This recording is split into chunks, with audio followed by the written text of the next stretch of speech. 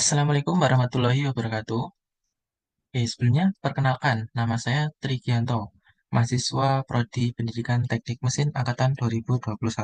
Nah, di sini saya akan menyampaikan materi dari mata pelajaran Body Repair untuk SMK Konsentrasi Otomotif. Nah, di sini kita akan membahas tentang pengecatan bodi kendaraan.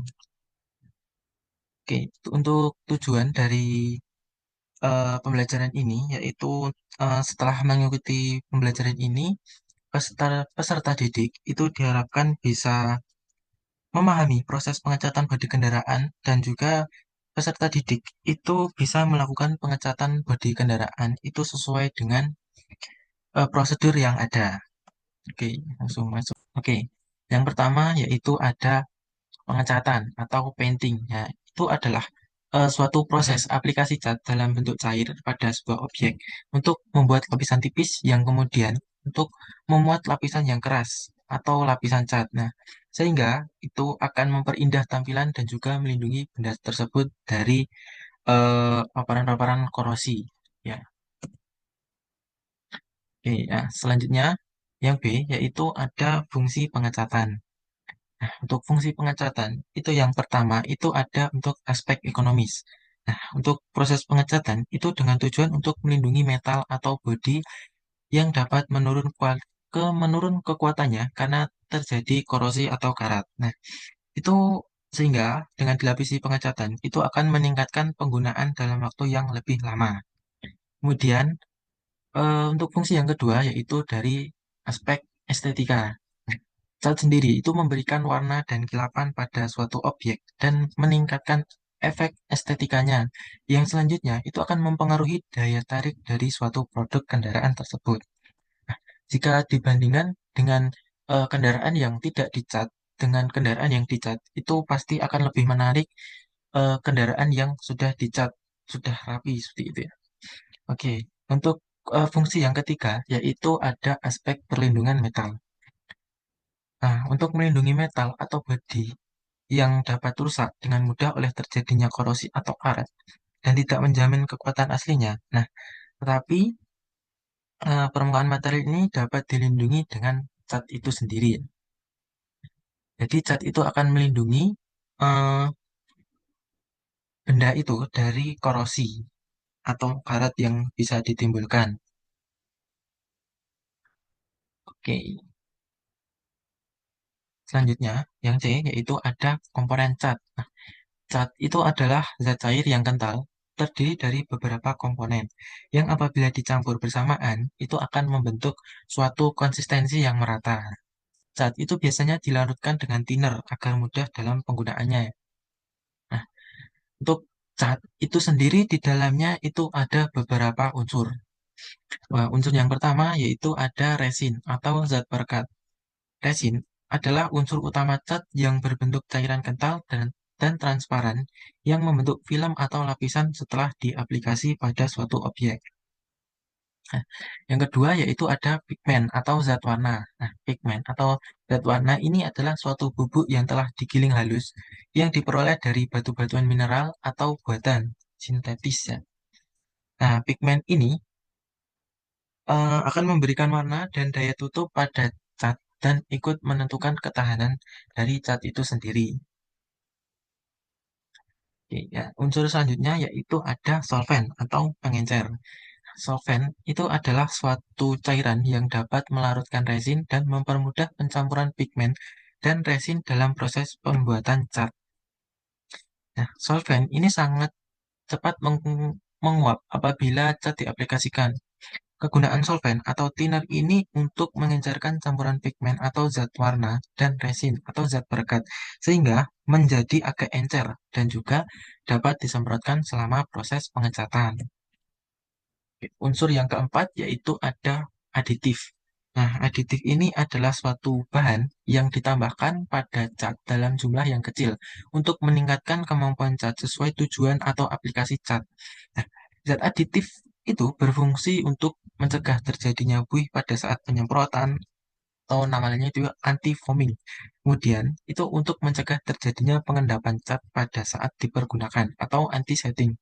Kemudian yang ketiga itu ada untuk meratakan permukaan cat sesaat setelah disemprotkan atau flow aktif. Kemudian yang terakhir itu untuk menambah kelenturan dari cat itu sendiri. Oke. Nah, selanjutnya itu ada jenis-jenis cat. Jenis-jenis cat itu ada beberapa ya. Yang pertama yaitu ada heat polymerization itu adalah tipe bahan komponen yang mengeras apabila dipanaskan pada temperatur tinggi. Itu kira-kira 1400 derajat Celcius atau 2840 derajat Fahrenheit. Kemudian ada two komponen.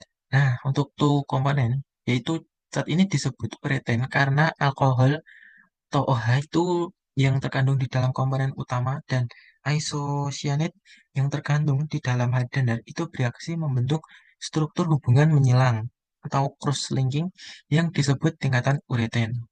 Oke, ya selanjutnya yaitu ada solvent evaporation. Nah, zat ini itu bisa mengering dengan sangat cepat sehingga mudah penanganannya. Tetapi tidak banyak digunakan sebanyak kedua tadi, heat polymerization dan juga two komponen. Ini karena tidak sekuat zat jenis sebelumnya yang kini banyak digunakan.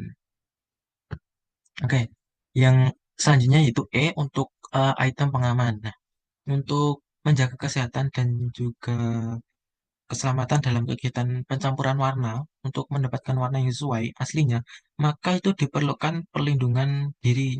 Itu yang pertama, itu ada topi teknisi. Itu untuk melindungi kepala ya, untuk melindungi rambut kepala gitu dari cat-cat itu tadi. Kemudian ada kacamata. Kacamata ini untuk melindungi mata itu dari cipratan-cipratan cat itu. Kemudian ada masker tipe filter. Itu untuk melindungi sistem pernafasan kita dari zat-zat yang terkandung di dalam cat itu sendiri. Kemudian ada pakaian kerja teknisi. Nah, itu untuk melindungi badan kita agar tidak terkena dari zat-zat itu atau kecelakaan kerja yang lainnya. Kemudian ada sarung tangan tahan solvent. Nah, ini kegunaannya untuk melindungi tangan saat proses pencampuran cat itu sendiri. Kemudian ada sepatu pengaman. Nah, sepatu pengaman ini untuk melindungi kaki jika terjadi sesuatu yang tidak diinginkan. Jadi, ya, yang selanjutnya yaitu ada tipe pengecatan ulang. Yang pertama itu ada touch up repainting. Nah, itu perbaikan bodi dari kerusakan kecil seperti meleleh, berbintik, belang, penyok, atau baret. Nah, biasanya perbaikan itu hanya menggunakan kuas atau sedikit shading dan polishing. Kemudian selanjutnya yaitu ada overall repainting. Itu adalah proses perbaikan keseluruhan bodi mobil yaitu dengan mengganti cat yang lama dengan cat yang baru agar mobil itu terlihat seperti baru. Jadi semua bodi kendaraan itu dikelupas catnya kemudian dicat ulang. Kemudian ada panel repaintingnya. Panel repainting itu dibagi menjadi dua. Yang pertama itu spot repainting. Itu adalah suatu proses perbaikan panel yang mengalami baret yang relatif kecil dengan menggunakan teknik shading. Kemudian yang kedua itu ada block repainting, adalah perbaikan keseluruhan panel yang terpisah. Misalnya ada fender dengan door panel sehingga dengan adanya garis pemisah tersebut tidak memungkinkan dengan menggunakan teknik shading. Oke, nah selanjutnya yaitu ada tahapan pengecatan bodi kendaraan. Tahapan yang pertama yaitu ada persiapan permukaan. Nah, secara rinci itu dapat dilakukan pembersihan sebagai berikut. Yang pertama yaitu untuk membersihkan permukaan metal yang akan diperbaiki dengan multi thinner dan dikeringkan. Kemudian dilakukan pengamplasan permukaan metal itu dengan amplas kering nomor 80. Kemudian bersihkan permukaan dari amplas debu dengan multi thinner dan dikeringkan. Oke, tahapan yang kedua yaitu aplikasi cat dasar atau primer. Itu penggunaan cat dasar itu dipengaruhi oleh cat akhir dan proses pengeringan yang akan dipergunakan dalam teknik tersebut. Yang pertama yaitu ada pada permukaan yang akan diperbaiki atau dicat ulang, semprotkan 1 sampai 2 lapis primer yang telah dicampur hardener dengan selang waktu itu antara lapisan itu 5 sampai 10 menit sebagai cat dasar anti karat. Kemudian itu biarkan kering selama kurang lebih 5 jam. Kemudian amplas permukaan primer itu dengan amplas kering nomor 320 atau amplas basah nomor 600. Kemudian tahap yang ketiga yaitu ada aplikasi dempul atau putih. Nah, itu terdapat beberapa tipe dempul ya, tergantung kedalaman penyok yang harus diisi dan material yang akan digunakan. Dempul itu ada tiga jenis, yaitu yang pertama ada polyester putih atau dempul plastik. Nah, itu pada umumnya itu mengandung extender pigment dan dapat membentuk lapisan coat yang tebal dan mudah mengamplasnya, tetapi akan menghasilkan tekstur yang agak kasar ya. Kemudian ada epoksi putih, itu digunakan untuk memperbaiki resin part. Nah, tetapi dalam hal kemampuan pengeringan, pembentukan pengamplasan lebih buruk dibandingkan dengan polyester yang di atas tadi. Kemudian yang ketiga yaitu ada lacquer putih. Ini digunakan untuk mengisi goresan, lubang kecil atau pinhole atau penyok kecil setelah surfacer. Nah, untuk langkah-langkah pendembulan yaitu yang pertama itu ada oleskan dempul yang telah dicampur hardener untuk mengisi bagian-bagian yang tidak rata. Kemudian, biarkan kering di udara selama kurang lebih 30 menit atau dikeringkan dengan lampu inframerah pada suhu kurang lebih 50 derajat Celcius selama 10 menit. Kemudian, amplas permukaan dempul tadi dengan amplas kering nomor 80 dilanjutkan dengan nomor 180 atau dan nomor 280 atau amplas basah nomor 240 dilanjutkan dengan nomor 320 dan nomor 400. Kemudian bersihkan permukaan dari debu amplas dengan multi thinner dan dikeringkan. Kemudian tahapan yang keempat yaitu ada aplikasi cat pengisi permukaan. Nah, surfacer adalah lapisan cat atau coat kedua yang disemprotkan di atas primer dempul atau putih tadi. Nah, kemudian lapisan dasar atau undercoat lainnya. Surfacer ini memiliki sifat dapat mengisi penyok kecil atau garisan. Ini mencegah penyerapan top coat, meratakan adhesi antara undercoat dan top coat. Oke, ya tahapan yang kelima yaitu ada aplikasi cat akhir. Nah, cat akhir merupakan cat yang memberikan perlindungan permukaan sekaligus untuk menciptakan keindahan dalam penampilan atau penampilan corak atau performance kendaraan. Nah, yang pertama itu ada pada warna solid.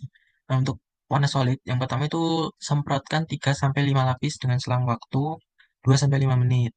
Kemudian biarkan kering selama 30 menit, kemudian lakukan pemolesan itu kurang lebih 6 jam kemudian.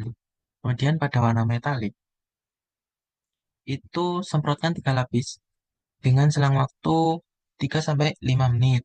Kemudian biarkan mengering selama 15 menit. Kemudian bersihkan permukaan top coat dengan kain lap penarik debu. Nah, selanjutnya itu semprotkan 2 sampai 3 lapis clear atau glossy dengan selang waktu 3 sampai 5 menit. Kemudian biarkan kering selama 1 jam. Kemudian lakukan pemelesan setelah 6 jam kemudian. Nah, untuk selanjutnya itu ada proses pengecatan. Proses pengecatan itu digolongkan menjadi dua. Yang pertama yaitu ada pengecatan dengan menggunakan oven. Ini proses pengecatan itu di dalam ruangan yang tertutup itu dengan pengeringan suhu itu kurang lebih sekitar 80 derajat Celcius. Kemudian untuk proses pengecatan yang kedua itu dengan pengecatan non oven atau suhu udara luar. Itu pengecatan juga dilakukan di dalam ruangan tapi tidak tertutup. Itu dengan pengeringan dalam suhu udara luar itu sekitar 25 derajat sampai 30 derajat Celcius. Nah, berikut ini mungkin ada bisa di-scan, ada barcode di sini, QR code. Nah, ini ya. Mungkin nanti bisa di-scan, kemudian ini ada link YouTube-nya, nanti masuk ke video proses pengecatan sendiri. Nah, nanti bisa disimak videonya untuk tugas berikutnya ya. Mungkin cukup itu yang bisa saya sampaikan. Kurang lebihnya mohon maaf. Wassalamualaikum warahmatullahi wabarakatuh.